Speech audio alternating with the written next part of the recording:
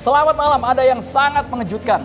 Tanggapan dari tokoh intelijen Indonesia, mantan Kepala BIN, yakni Hendro Priyono yang optimistis memprediksi bahwa Pilpres 2024 untuk pasangan nomor urut 2, Prabowo Subianto Gibran Raka Buming Raka akan menang dalam satu putaran. Mustahil atau masuk akal sebenarnya, karena kalau menang satu putaran syaratnya harus 50% plus 1, Maria ya. Itu dia, bahkan disampaikan secara tegas juga strategi pemenangan dari Prabowo Gibran pun juga untuk menang satu putaran. Sebenarnya pesan apa yang ingin disampaikan dua calon lainnya dan juga hitung-hitungannya seperti apa? Itu tadi ya kan. Tapi hati-hati sekarang, takutnya main jari nih.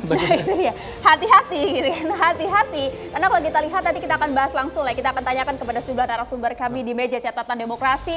Tapi sebelumnya nanti kami juga akan libatkan mahasiswa dari Universitas Nahdlatul Ulama Indonesia dan juga Universitas Bagri Jakarta.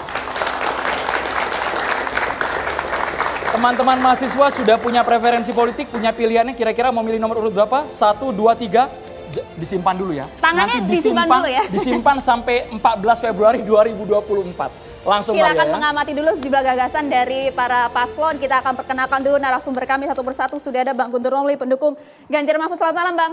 Assalamualaikum. Selamat malam, assalamualaikum. Hadir juga ada sang budayawan yang cukup kritis akhir-akhir ini ya. Ada Bang Eros Jarot. Selamat malam Pak Eros. Hadir juga ada Bang Effendi Ghazali, pakar komunikasi politik. Selamat malam, selamat malam. Kaos di dada sambil dibuka lebar Bang? Iya dibuka lebar terus, ada di mana-mana kita tetap bawa. Mantap. Iya. Kami juga menghadirkan pengamat politik Bang Muhammad Kodari yang tadi bilang menang satu putaran katanya Prabowo Subianto sama Gibran Raka Buming Raka Bang ya. Salam satu putaran. Salam satu putaran. Kata dan tindakannya. Salam satu putaran. Saya pikir victory. Saya pikir victory. Salam satu putaran sementara dua, bukan ya? Salam satu putaran victory. Gitu. Disimpan dulu Bang karena kita masih punya narasumber lain. Kaosnya belum dibikin. Masih Nirvana. Yang di tengah udah curi start duluan nih Maria biasanya. Nah ini dia, sebelahnya kita perkenalkan dulu. Ada konsultan politik Mas Hasan Nasbi. Assalamualaikum Mas Hasan Nasbi. Selamat malam. Ini nggak ada janjian kan Mas sama sebelah, kaosnya sama Mas, warnanya Mas. Nggak ada janjian sama sekali ya, sama Bang Andri Rosiade. Terima kasih banyak Bang Andri Rosiade. Ya, selamat malam. Assalamualaikum warahmatullahi wabarakatuh. Prabowo Gibran satu putaran. Nah. Apakah ini lagi, masuk bro? akal ya? Nah, Maria satu dia. putaran ini faktornya apa sebenarnya? Kalau dari penerawangan Bang Kodari, kenapa optimistis sekali Prabowo Gibran bisa menang satu putaran? Iya, saya kan orang survei ya. Pertama saya lihat lembaga-lembaga survei. Ini saya punya catatan 7 lembaga. 7 lembaga ini cuman lembaga-lembaga yang memang sudah dikenal sebagai lembaga-lembaga yang sudah lama berkecimpung di bidang survei politik dan ya udah panjang lah tradisinya begitu. Kalau yang baru-baru atau 5 tahun sekali saya belum masukkan atau nggak saya masukkan. Dari 7 ini saya lihat yang Prabowo Gibran unggul itu ada 6, yang seimbang ya karena dalam margin of error itu 1 begitu. Jadi 1 ini kalau dibagi 8 itu 15% saja kurang. Jadi 85% ini hasil surveinya menunjukkan bahwa pasangan Prabowo Gibran ini unggul. Kemudian saya lihat trennya, saya sendiri survei pada akhir Oktober, itu selisih Prabowo Gibran sekitar 8%. Tetapi yang terakhir itu Mas Denny JA itu 40/28, selisihnya sudah sekitar berapa tuh? 12%, begitu ya. Jadi saya melihat sepanjang seiring waktu, selisih antara pasangan Prabowo Gibran dengan Ganjar Mahfud ini melebar ya. Bahkan sampai satu tren di mana pasangan Ganjar Mahfud yang tadinya bersaing dengan Prabowo Gibran sekarang ini bersaing dengan pasangan Amin begitu. Jadi ini udah turun dari divisi 1 menjadi divisi 2 begitu. Nah karena itulah kemudian melihat tren suara ini, kalau tren suara ini terus berlangsung maka ya terus melebar maka akan tembus angka 50% plus 1. Ya tentu ditambah dengan beberapa variabel yang lain, misalnya bahwa pada hari ini Pak Prabowo adalah calon presiden yang tingkat kesukaannya paling tinggi di antara calon presiden yang lain. Yang kedua, temuan saya kalau 2014-2019 alasan tertinggi memilih calon presiden itu adalah merakyat. Tapi kali ini tegas, itu yang paling tinggi. Nah paling tidak dari 2 indikator itu mengindikasikan bahwa memang the strongest contender ya. Dan apa yang ada di depan ini adalah Pak Prabowo dan Dengan adanya Mas Gibran maka kemudian datang tambahan suara dari mereka yang puas kepada Pak Jokowi, kemudian dari kalangan muda, dan itu semua membuat potensi satu putaran itu adalah sesuatu yang bukan hal yang mustahil, tetapi sesuatu yang sangat mungkin terjadi. Oh, Bang Kodari. Ya. Kalau tadi disampaikan bukan hal yang mustahil begitu ya Bang ya. Tapi kalau Anda kan background lembaga survei, artinya Anda melihat tren demi tren gitu. Akankah tren ini masih terus meningkat? Kita belum lihat loh Bang bagaimana kemudian debat antar pasangan calon, gagasan-gagasan yang dibawa ke depannya seperti apa? Tentunya ini harus dicek dengan hasil survei berikutnya ya. Makanya saya pakai kata potensi ya. Bukan sudah definitif satu putaran, tetapi potensi satu putaran. Potensinya besar tapi ya? Potensi itu besar kalau lihat tren yang ada ya. Sekarang. Kita kalau bicara survei, kita kan nggak boleh lihat diri kita sendiri, kita harus lihat lembaga-lembaga yang lain sebagai perbandingan begitu. Bahkan saya sendiri waktu survei wawancara tatap muka, pada saat yang bersamaan saya meminta teman lembaga survei yang lain untuk melakukan survei telepon gitu loh. Untuk kalibrasi saya gitu, jangan sampai saya istilahnya GR sendiri gitu dengan temuan saya dan ternyata polanya itu sama begitu. Dan kalau kita bicara hasil-hasil survei pada hari ini yang harus dikonfirmasi katakanlah pada akhir November dan ditambah lagi nanti dengan memasuki masa kampanye dengan adanya acara debat misalnya dan seterusnya.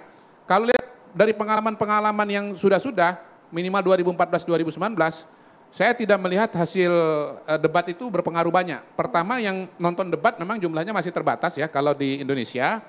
Yang kedua ya balik lagi kalau kita bicara isu-isu besar ya pada hari ini saya kira isu-isu yang besar itu sudah relatif beredar ya dan sebetulnya saya nggak melihat ada isu baru yang akan terlalu menonjol. Apakah begitu. karena isu Gemoy Prabowo melejit ke atas? Saya nggak berani ngomong begitu karena belum pernah risetnya ya. Okay. Saya belum pernah risetnya. Mungkin nanti teman-teman yang lain yang bicara soal Gemoy. Maksud kami konkretnya yang mana Ya. Bang Kodari? Sehingga pemilih ini bisa sangat tertarik versi survei tadi ke Prabowo sama Gibran. Ya balik bahwa alasan memilih tertinggi sekarang itu adalah tegas. Nomor 2 merakyat itu asosiasinya dengan Mas Ganjar ya. Kemudian pintar itu asosiasinya dengan Mas Anies, tapi nomor 4 berwibawa itu Pak Prabowo lagi begitu. Jadi yang lain juga berwibawa iya, Bang. Iya enggak ini kan menurut responden bukan menurut kita ya. Mohon maaf, misalnya ada yang marah sama saya gitu. Oh bagaimana hasil surveinya Profesor Doktor dianggap kalah pintar. Loh ini survei ya. Ini survei apa kata masyarakat, bukan apa kata elit dan mohon maaf survei itu ukurannya bukan gelar akademik tetapi pendapat atau opini masyarakat begitu. Oke. Kalau Ya, begitu? gini, kalau teman-teman bertanya mengenai ini kok surveinya begini-begitu. Woi, survei ini sudah bertahun-tahun dalam pemilu kita, 2004, 2009, 2014, 2019. Ya kita melakukan hal-hal yang kurang lebih sama dengan dilakukan sebelum-sebelumnya gitu. Kalau saya kuesionernya, ya nggak beda-beda jauh lah dengan 5 tahun, 10 tahun yang lalu. Gitu loh. Jadi kalau ditanya kenapa begini-begini, lo ini survei yang standar kok, biasa dipakai pilpres sebelumnya, dipakai juga untuk pilkada, nggak ada sesuatu yang baru dalam metodologi dan yang lain-lain. Jadi sebetulnya makanya kalau saya berdasarkan pengalaman survei 20 tahun ya, dari 2003 sampai sekarang, udah terbiasalah melihat data gitu. Tidak ada jaminan ya sekali lagi ya, tetapi kalau melihat pola yang ada ya. Kalau pola yang belum ada kan kita nggak bisa ngomong. Pola yang ada, trennya ini bisa satu putaran. Itu dia. Trennya bisa satu putaran, cukup optimis, potensinya cukup kuat tadi kata Bang Kodari. Bang Guntur Romli, Anda sepakat dengan hal ini bahwa akan dikalahkan dengan pasangan sebelah satu putaran? Ya, pertama kita bahas dulu ya. Topik pada malam ini kan soal perkiraan intelijen yang disampaikan oleh tokoh intelijen yang sudah kita tahu kapasitasnya Bapak Jenderal Purnawirawan Hendro Priyono. Dan kami sendiri sangat berterima kasih karena Pak Hendro itu juga memberikan komentar yang cukup tajam ketika kami berusaha untuk juga melihat bagaimana suasana yang ada di pihak di seberang, gitu kan. Kita menarik itu ada kekuatan logistik, ada kekuatan darat, kemudian ada kekuatan partai politik ya. Namun yang menarik juga yang disampaikan oleh Pak Hendro adalah kalau itu terjadi sekarang, hari ini, kemudian tidak ada pergerakan perubahan. Nah itu kami mencoba untuk melihat ke internal, untuk melihat di mana keunggulan kami, di mana kelemahan kami, kemudian dibandingkan dengan analisa Pak Hendro Priyono. Namun juga yang menarik, ya, karena Pak Hendro juga orangnya yang suka diskusi, sebenarnya kalau saya hadir dalam diskusi bersama Pak Hendro Priyono, kalau misalnya apakah Karena Pak Hendro menganggap bahwa terjadi hari ini bisa 1 putaran, bisa 2 putaran, dan 2 putaran itu ada yang namanya partai-partai yang bisa menarik dari kubu Anies. Misalnya, saya akan mempertanyakan kepada Pak Hendro, apakah dengan adanya gelora di kubunya Prabowo sekarang bisa menarik masanya PKS yang jelas-jelas itu ada semacam perang saudara di antara 2 partai itu. Saya kan bisa mempertanyakan hal itu ya, analisa intelijen kan. Kemudian apakah juga bisa kembali lagi Caimin ke kubunya Prabowo setelah hampir setahun digantung nasibnya yang kemudian tidak menjadi cawapresnya Pak Prabowo. Ini kan sekedar apa yang namanya diskusi dalam melihat analisa-analisa intelijen ya. Dan kita juga harus melihat bahwa yang juga disampaikan Pak Hendro juga adalah ketika kami juga terbantu untuk memetakan kubu seberang ya. Kemudian karena mungkin juga informasi yang dari kami sendiri juga tidak tersampaikan, mungkin ini yang tidak jadi dianalisa oleh Pak Hendro. Satu sisi ini kelemahan, satu sisi ini kelebihan. Informasi yang dari kami kan Pak Hendro lebih banyak menyoroti timnya Prabowo Gibran. Okay. Sehingga ini terbuka. Ya, orang juga bisa ngelihat, oh ternyata di situ kelebihannya, oh kekurangannya ada di situ dan sebagainya. Ini ibarat bola, mana pemain yang harus diwaspadai, mana pertahanan yang juga harus diwaspadai. Ini kira-kira seperti itu.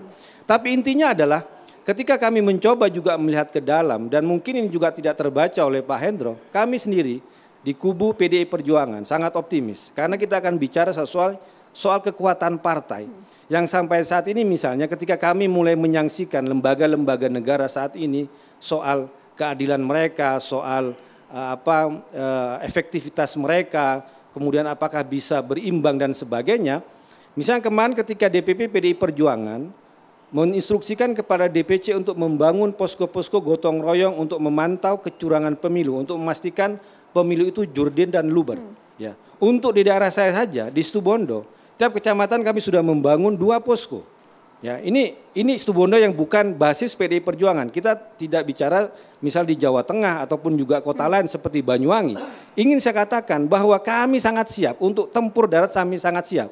Kemudian kita bicara struktur partai dari tingkat PAC, kemudian anak ranting saksi yang ada di TPS, ada yang namanya Gurakli dan sebagainya. Tapi mungkin karena ini tidak terbaca, tidak masalah ya. Mungkin ini Tapi kalau kita bicara soal struktur partai, kami sangat siap untuk melakukan pertempuran darat ya.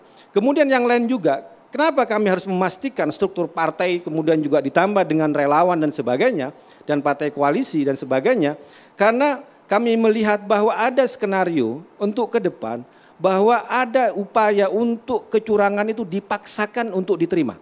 Informasi ini Anda dapat dari mana? Ini kita berkaca kepada kasus MK. Putusan MK itu jelas itu ada manipulasi, ada kecurangan di situ. Cuma kita dipaksa untuk nerima karena sudah menjadi keputusan Mahkamah Konstitusi. Pencopotan Ketua Mahkamah Konstitusi adalah skandal terbesar ya kalau kita bicara soal keadilan seorang hakim. Cuma karena sudah diputuskan, kemudian yang lain, ketika keputusan MK itu harusnya dibentuk dalam peraturan KPU. Tapi ternyata ditabrak dan peraturan KPU itu harus dikonsultasikan dengan DPR, Komisi 2, ternyata juga ditabrak.